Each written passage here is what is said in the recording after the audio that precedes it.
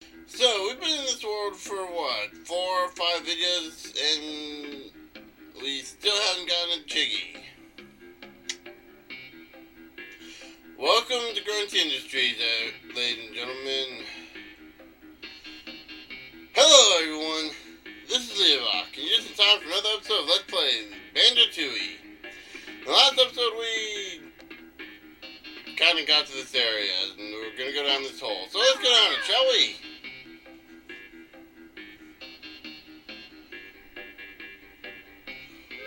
And this place leads us to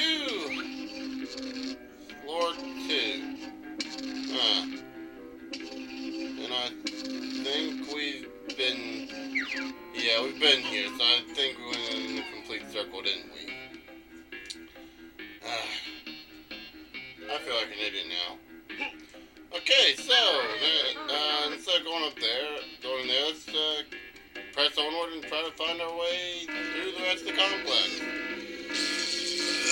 I believe we already hit the switch there. Yeah, we did. Okay, that's good. Excuse me. One of the now is one to kind of... That's another place we were trying to head to last episode, but didn't. Let's see. There's that Minjo that we keep hearing. Just ignore him. See that? Yeah, it's Minjo up there.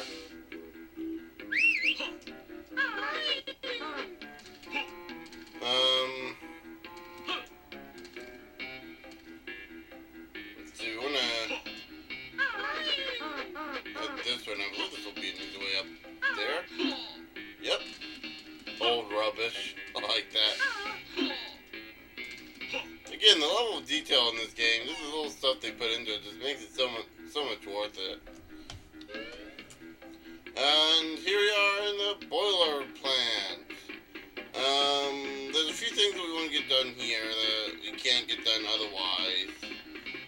First off, activating the third floor elevator platform. Can't speak today. Go figure. Second of which, I think we want to try to start these boilers. Or at least one of them.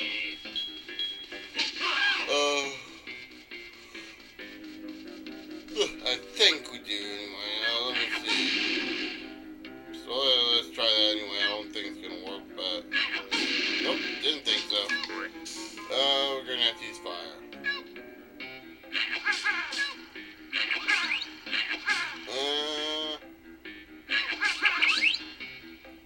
Actually, let me. Man, these enemies respond quickly. Let me just try, get the...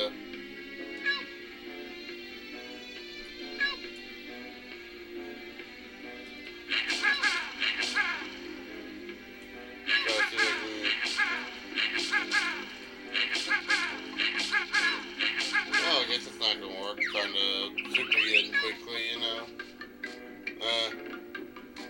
Go ahead and kill this guy. There we go. We got a mighty 4. Yay!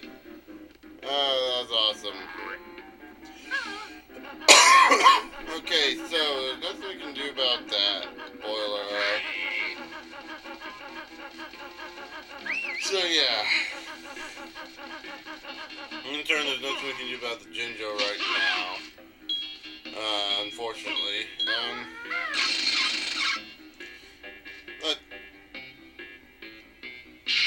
Oh, okay, good. It's a loading screen. That scared me a little bit there. Okay, right here, you know, as you may know, if you have these screws and you want to, beat drill them, just kind of unscrew them, just like the sign said in the last episode. You drop that MUMBO platform into the electromagnetic room.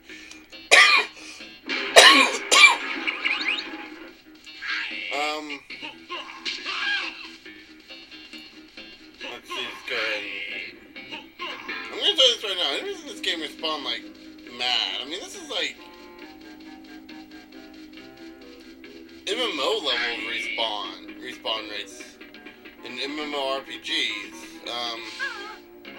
Speaking of which, I don't know if you all have heard of this little game, this little MMO I've sort of started playing it after I'm playing off a friend's account. Star Wars The Old Republic. I don't know, it's just a little game. It came out on December 15th. It's only like the most anticipated MMO of all. I mean, it's like really nothing big. I mean, it's just kind of, yeah, that's kind of shown off, isn't it?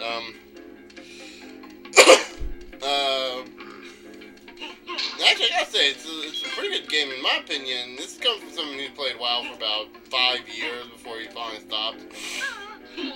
It's really a lot better. And the main thing is a lot of the little stuff they did with the game that really refines the technology they have today. And I know a lot of the WoW fans out there that are not my one friend.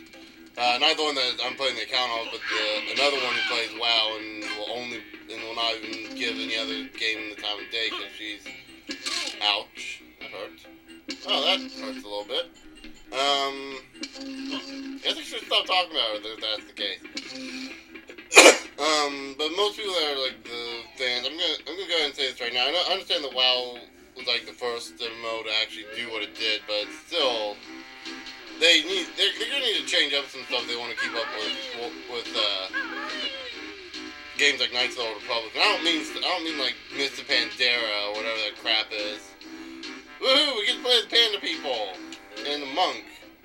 Yippee! That's all I gotta say.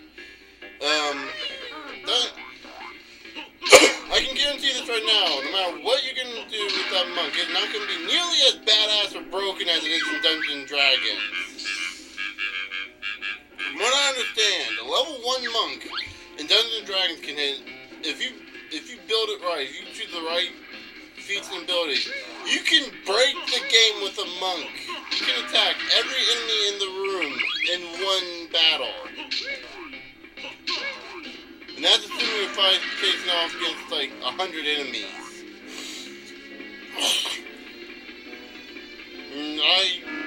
Normally I would sit there and say, no, that can't possibly be true. But this is coming from guys who are hardcore min-maxers of the game, munchkins. For those of you who don't know what those terms are, it's pretty much, munchkin comes from the term, of min-maxing, which you'll you'll lower one of your stats to as low as you can to maximize the effectiveness of other stats, and that'll help make your character as efficient as possible. Like say for a fighter, for example, they need a lot of strength to fight. You end up min-maxing. What the? My controller stopped working. I can't even. What the? There we go. Let's try to do that. What the? What? Let me try to see if I can get this working. I'm gonna have to do it this way. There we go. Probably get the mouse out of the way. Well, it's black screened anyway, so let's try it again. There we go. Okay. Yes! Just enough time, even though the controller malfunctioned. Woohoo! We is awesome! Okay, so, actually no, I think there's still more we want to do in here before we leave. Anyway, like I was saying, min-maxing with fire, like you would probably sacrifice something like intelligence. That's a common thing they would sacrifice. Like, let's put it this way: in Dungeons & Dragons, a 10 is like the base score for everything. A 10 is pretty basic. That would give you like a 0 modifier. Modifiers are basically what you're going to add to your dice rolls, or skills and such. Like I said, 10 points in any skill would give you a 0 modifier. And every 2 points up there you get 1 extra. So yeah, like you turn that into like say an 8, which would give you a -1, which I think is the lowest you can get is -1. And then you use that to make your, I think normally using just 10s without minimizing anything, you can have like a total of 16 in one skill, 14 in another, 12 in another, 10 in the rest, I think. By the way, we can't go through that yet. We need MUMBO'S help to get through there. And so that'll let you maximize your score, your strength to like 18, and that'll give you like +6 modifier. I'm doing this off the top of my head. +6 modifier, which is pretty high for level 1. And so they do stuff like that. They choose like the best feats they can find to maximize that. Not just that, but like your attacks. Like for example, they actually have me playing a fighter right now that uses dexterity and fires a bow. I know that's really weird to see a fighter that uses a bow.